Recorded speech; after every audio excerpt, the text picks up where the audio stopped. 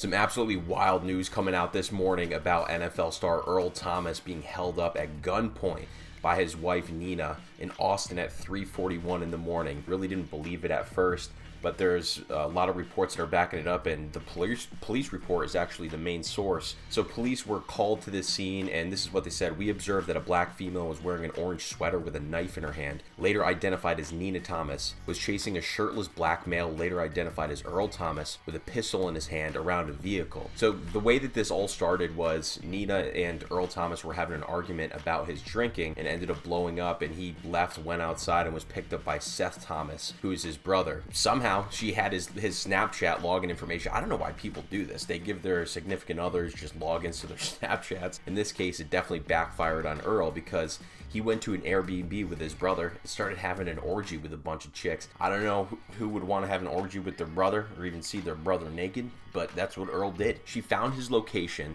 picked up a couple of her girls, and rolled over there, and she also picked up Earl's Beretta, a handgun. He rolled up there, caught him having an orgy with all the girls with his brother, and started holding him up at gunpoint. Actually, one of the girls that she brought with her was taking videos of all this, and that's how the cops busted her for putting a gun right to Earl's head. And she actually thought or said to the police that she didn't think that the gun was loaded, but there was bullets in the chamber.